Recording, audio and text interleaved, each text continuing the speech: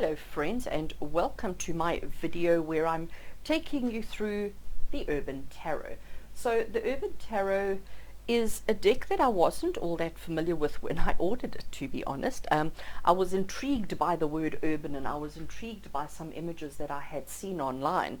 So I needed to get myself a deck, and while it was actually in transit, I found out that it is a Thoth deck, and I didn't know that. So it was quite a surprise for me when I made that connection. But I must be honest and say I adore this deck. Okay, so I have had it for a while and I have gone through it. I haven't used it yet, but I have gone through it. So this is not an unboxing, but it is just a take you through and show you this amazing deck. So the Urban Tarot by Robin Scott, as you can see over there. It really is an amazing box. It is a two-part box, so let's get it open straight away so that we can have a look inside. I'm going to just leave that over there so that you can constantly have a reminder as to what we are looking at. And the first thing we have is the guidebook, and it's not an overly thick guidebook, as you can see, but it is quite a detailed guidebook.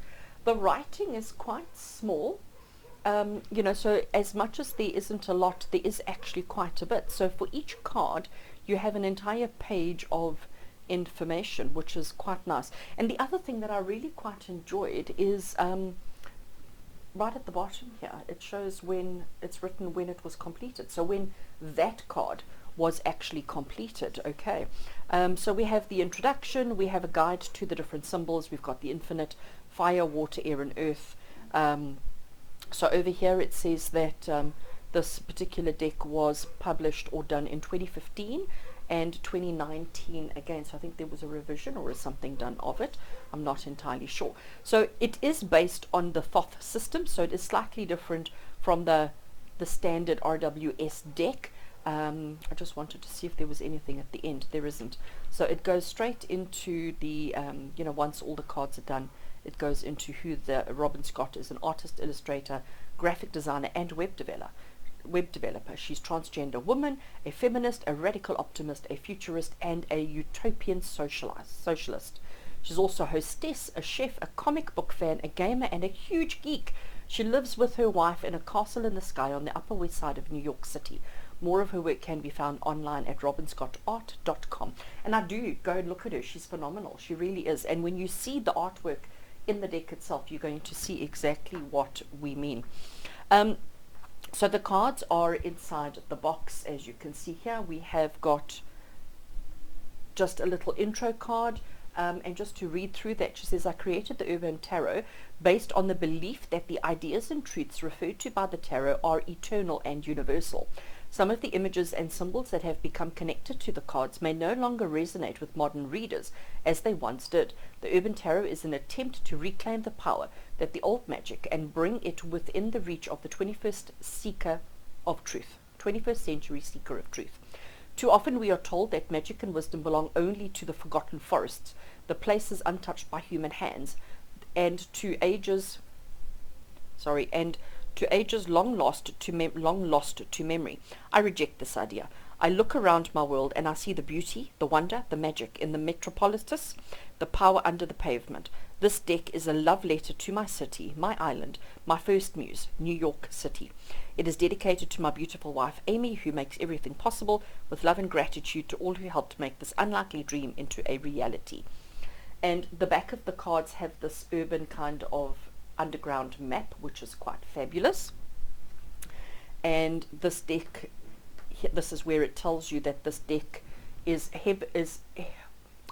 the deck structure is based heavily on the Thoth Tarot, conceptualized by Aleister Crowley and painted by Lady Frida Harris between 1938 and 1943. So it uses the same card names as the Thoth deck and that kind of essence, but there are some differences to it. So I am going to take you through the cards. Let's just take them out. So if they would all come out, we also have some information in the bottom of the pack that says, you have been told that there is no magic in your city. You have been told that your world is grey, cold and sterile. You have heard that the time of miracles has passed, that the wondrous has been forgotten. What do you believe? This deck is a guide for the 21st century seeker struggling to find insight and understanding in an urban environment. It is a set of ancient symbols designed to help you see the miraculous in the modern and the mundane. Board the train line that eats its own tail and journey with us. Feel the power pulsing below the pavement. Move to the music of the traffic and breathe in the smells of smoke and sweat, of hot pizza and the impossible. Within these cards you will find the familiar and the fantastic, sharing a 4-story walk-up apartment where the avenues and dreams and reality cross. All aboard. Absolutely stunning. So all of that makes me, I mean, like I said, I'm not a big Thoth fan. I don't really know the system all that well, but this deck makes me want to. This deck gets me excited. The only negative I have is the size of this deck. I mean, on my little hands, you can see they are so long and skinny. And shuffling and working with this deck, I found to be a bit of a challenge because of the size of the deck. But that is the only negative that I have. That is the only thing that I have to say against the deck. So let's go through the cards and have a look and see what we have. So the first one we have is the Fool. And if you just look at that card, you can just see the potential. You can see the cityscape. You can see everything there. You know, there's so much potential. What is he going to do? We have the Mage.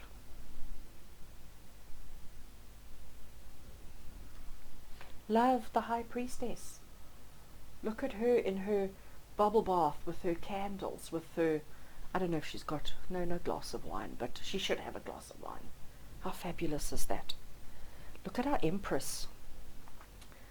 Look how gentle and loving and nurturing she is. Look how she doesn't take care of herself, but she takes care of others. Our Emperor, the businessman, emotionless, decisions made on facts and figures and not on emotions. Our Hierophant, look how beautiful he is. And here we have our Lovers. We also have some human diversity. Love it, love it, love it. I love how the candles have intertwined and, oh, the Chariot. I mean, just look at it. How can you not love this deck? On the taxi cab, catching a ride. Justice. Blindfolded, sword in hand, scales behind him. Look at the Hermit. Can you see why I fell in love with this deck? Can you see why I just had to have it? Can you see? Can you see? Wheel of Fortune, lightning strikes. Strength. She's taming the concrete lion. And I love, again, the diversity in the people, you know, the body shapes and everything. Look at our Hanged Man.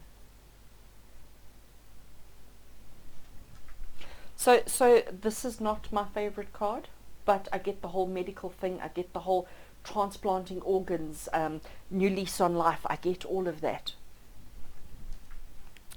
Of course, everybody who has investigated this deck just raves about this card.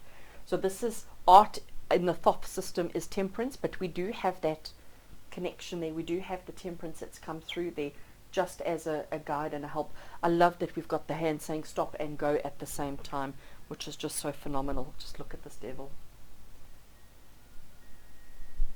And as I said to you, I'm not an expert on Thoth, but this deck makes me want to be. Look at the Tower.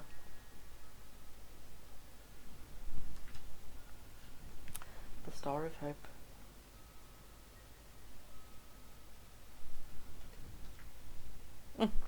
Our beautiful goddess, the Moon.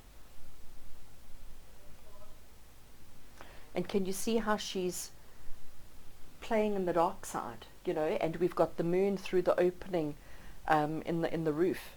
So, you know, as much as she is so tempted to play on the dark side, she has the light coming through. And look at our beautiful sun. Beautiful. The Aeon. I love how we've got the reflection and how the reflection is so different. I know there is significance with the wall and the names on the wall, and you know, quite a few of these cards are actual locations in New York City. My geography and history is not that good to understand, but it's all in the book. So that was the major arcanas. We're now going into the minors. And if you are familiar with the Thoth system, you'll understand that the minors are not so pictorial as they are with the majors, so they are a little bit more pippish. So here we have the Ace of Wands. But still, I mean, it's so beautiful.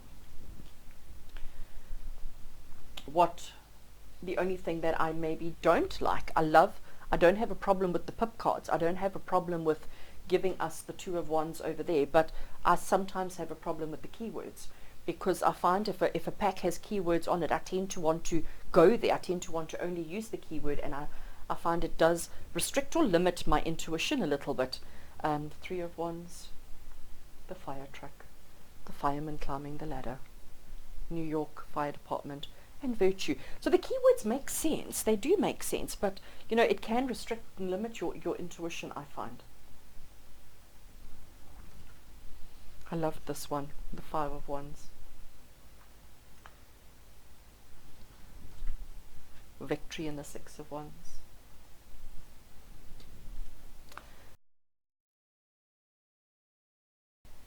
And we can see it, you know, like I say, they're not as pippish as some decks, this particular one. It's not as pippish as some, but it certainly is quite. Nine of Wands.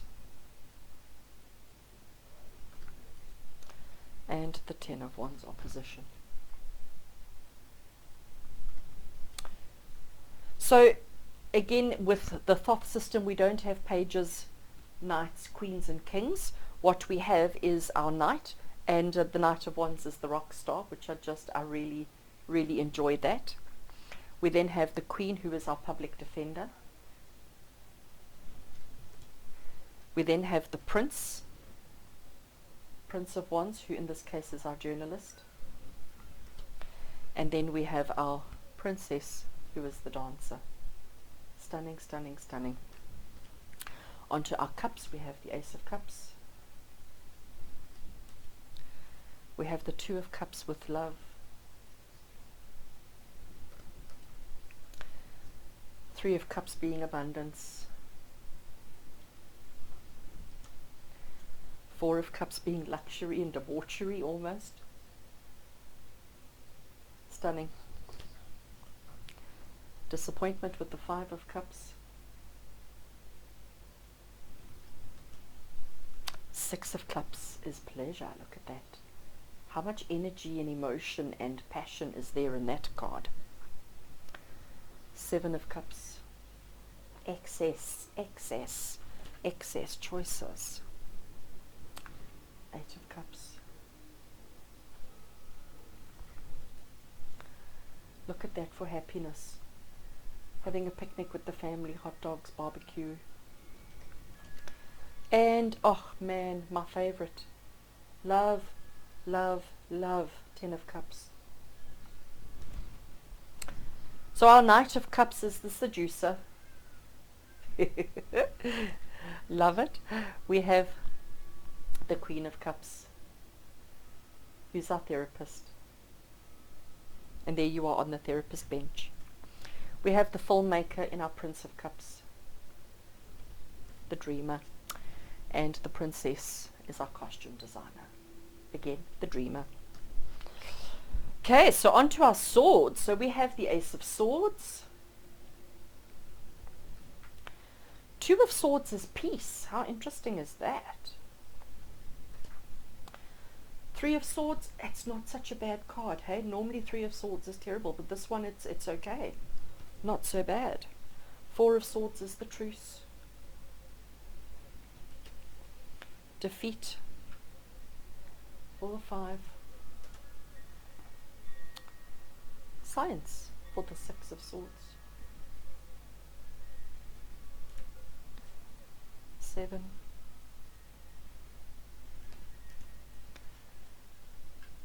Interference.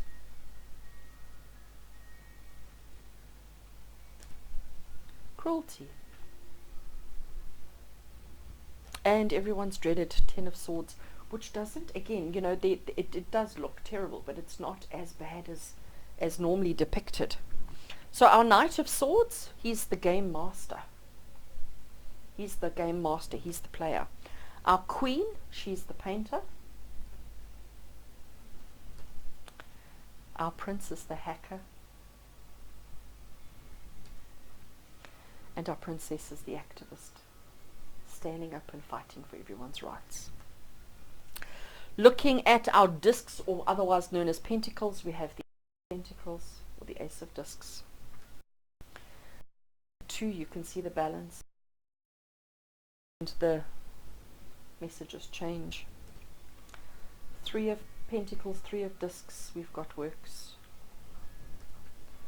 4 is power. There's the poverty card, and here we've got worry. 6 of pentacles is success and being able to help others. 7 of pentacles is failure. Prudence. Love this one. 9 of pentacles, gain. And the 10 of pentacles is wealth. So here we have our knight of discs is the gourmet chef.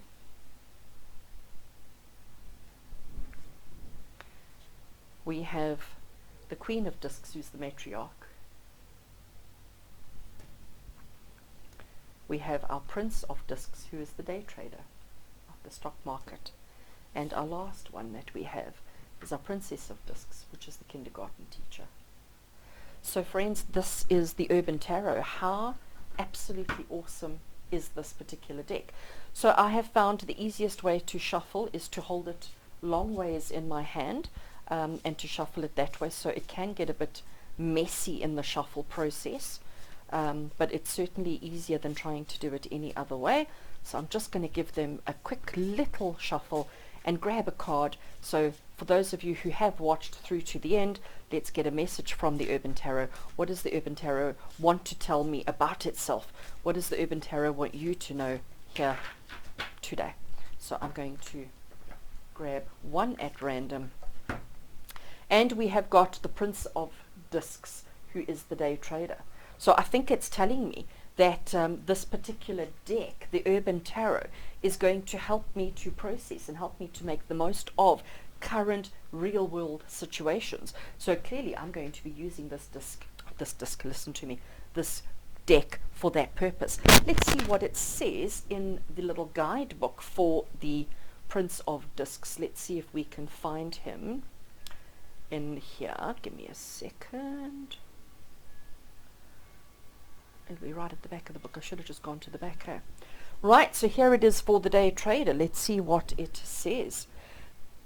The princes are our thinkers, our archetypes, armed only with the tools of their mind. They charge ahead, making order from chaos and finding truth in confusion. Our Prince of Air was a computer hacker. Our Prince of Fire was the journalist. And here our Prince of Earth trades stock and makes money from nothing but maths and confidence. The Prince of Discs is a driven individual, like all the court of discs in their way. His work may seem soulless and sterile to others, but when the prince looks at a wall of numbers, he only sees opportunity. He is a pragmatic problem solver, tirelessly industrious. He is patient and unwavering in his job, but he can seem cold to those around him. Perhaps he doesn't think that he can afford a private life, not when there is still so much to do, but never doubt that he will accomplish what he sets his mind to. He has his sight on early retirement and the comfort and earnings that he'll buy one day. There are a number of visual nods to elements from the Thoth version of the card here. The bull was a perfect carryover in my mind. It is a fitting spirit animal for the prince, and I've included it as a miniature desk sculpture of the famous Wall Street bull. I want to just pull it up and see if we can see that. Where is, oh, there it is there. Okay, that's quite interesting. So the sculpture of the famous Wall Street bull, more accurately referred to as Charging Bull by the artist Arturo di Modica. The wheels of the chariot are in my mind sort of referenced with the pair of rolling office chairs. There is an arbitrary sphere on the poster on the top right, which you may notice is stolen from an earlier card in the suit, and she completed this card in February of 2013. So that is the message from the Urban Tarot. So friends, those of you who have watched, like I said, I really do absolutely adore this deck. I really think it is fabulous. It's different, and even if you're not a true Thoth fan, I think this is a deck you could absolutely work with in modern times. So thanks for watching. With love and blessings.